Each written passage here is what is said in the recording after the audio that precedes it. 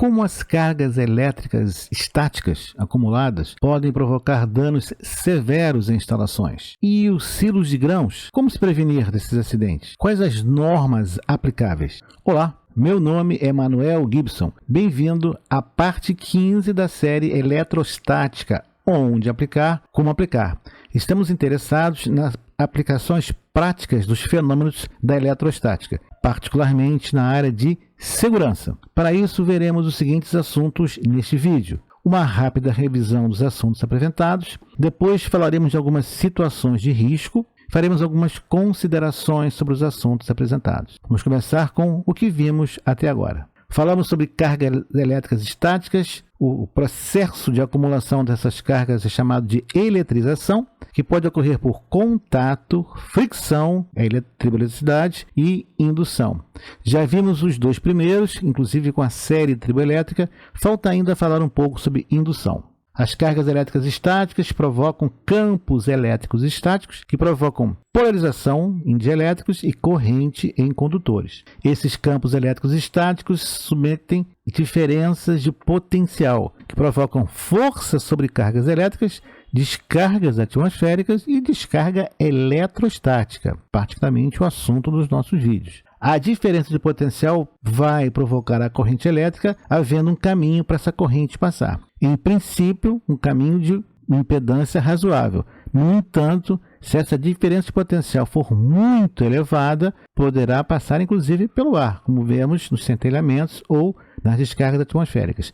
Essa corrente elétrica é o deslocamento de cargas, pode provocar centelhamento, danos a equipamentos e mesmo risco à vida. Falamos sobre o capacitor carregado com cargas elétricas. O capacitor modela um dispositivo que acumula essas cargas. Se houver um caminho de passagem dessas cargas, por exemplo, potencial mais baixo, essas cargas vão passar por esse condutor ou por essa resistência, essa impedância, provocando uma corrente. Então, caso nós liguemos uma resistência ou uma baixa impedância a esse capacitor carregado, nós estamos fornecendo um caminho de descarga dessas cargas. As cargas irão para o menor potencial. As equações de tensão sobre a resistência e corrente sobre resistência são mostradas na figura. Esta figura mostra o descarregamento de um capacitor por meio de um resistor R. O produto RC é denominado constante de tempo desse circuito, onde essa constante de tempo é expressa em segundos. Sigma igual a R vezes C. Observe quando sigma igual a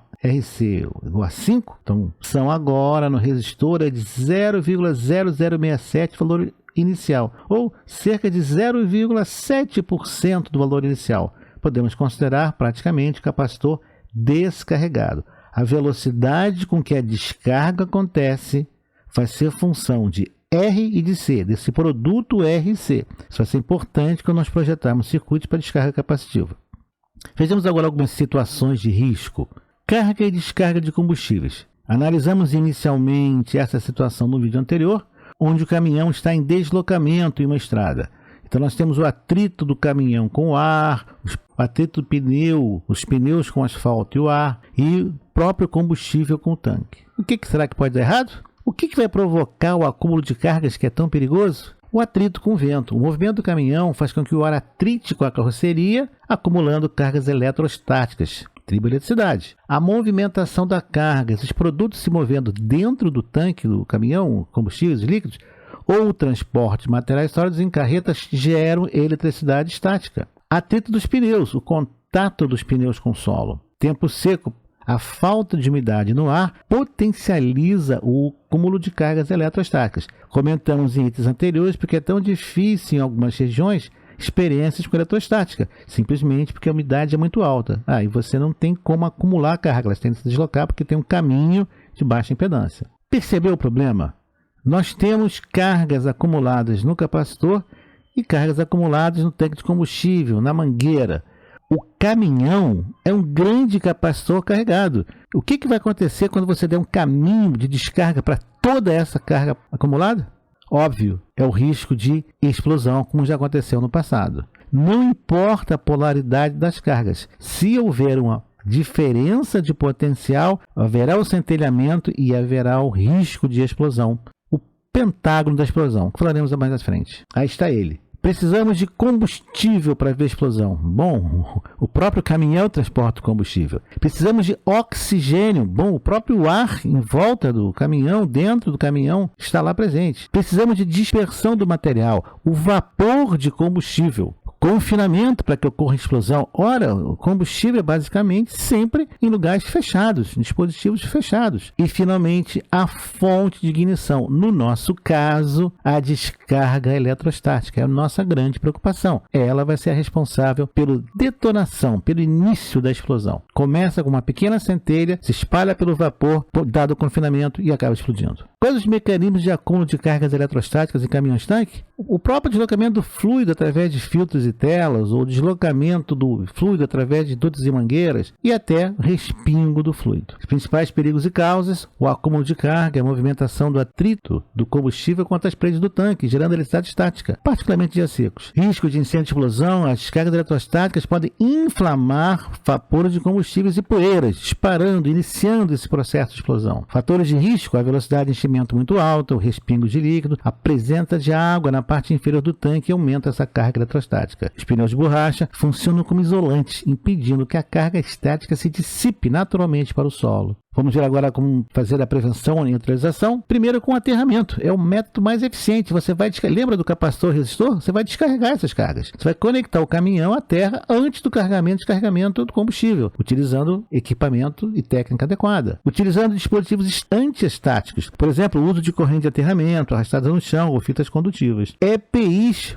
Uso de calçado de segurança com solado condutivo antiestático pelo motorista. Velocidade de carga, vamos controlar a velocidade de carga e descarga, a vazão do combustível para reduzir a geração de cargas. Vejamos agora as normas brasileiras aplicáveis. A principal norma brasileira para proteção contra ESD, descarga eletrostática, é a BNT-NBR 14544, que vai definir requisitos básicos para manuseio e proteção de equipamentos. Para descargas atmosféricas, tem-se a BNT-NBR 5419, 2015, essencial para o projeto de sistema de proteção contra descargas atmosféricas. A norma ABNT-NBR 14639, 2014, vai estabelecer os requisitos mínimos para projeto, execução e manutenção de instalações elétricas em pontos de serviço e pontos de abastecimento de combustíveis líquidos inflamáveis. Se você tiver curiosidade, se informe mais sobre instalações elétricas em atmosferas explosivas. O foco é na segurança contra incêndios e explosões, classificando áreas, exigindo aterramento e definindo equipamentos adequados. Vejamos agora o próximo item, a próxima situação de risco, que é o de carregamento de grãos em silos. Você acha que as cargas eletrostáticas só produzem explosões em caminhões-tanque? Ledo engano. Veja as fotos abaixo em um silo de grãos. Você vai ver antes e depois da explosão durante o descarregamento por um caminhão.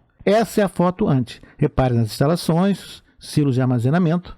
E agora a foto depois. Violência da explosão, os detritos, os materiais lançados violentamente em todas as direções. Esses incidentes são extremamente poderosos. Veja na figura, destruição de concreto, excedendo até algumas vezes o poder explosivo do TNT. Em média, nos Estados Unidos e América do Norte, tem-se cerca de 10,6 acidentes por ano com grãos. Um ponto muito importante na análise e prevenção de risco é o pentágono da explosão, aplicado agora a silos. Explosões devido à poeira de grão são críticas e geralmente provocam danos em instalações e até mesmo perda de vidas nas indústrias de processamento de alimentos ou na área da agricultura. Essas explosões podem ocorrer quando os seguintes fatores estão presentes: material combustível, oxigênio, confinamento, suspensão no ar, fonte de ignição. O pentágono da explosão. Aí está ele. Combustível, no caso agora, é a fina poeira dos grãos dispersos no ar. O oxigênio, presente no ar, é o suprimento de ar que tem em volta. Dispersão, a poeira deve estar em suspensão. Ela não pode estar nem muito compacta, nem muito afastada. Existe uma escala que você tem dessa poeira, dessa densidade no ar para a explosão. Confinamento, explosão é um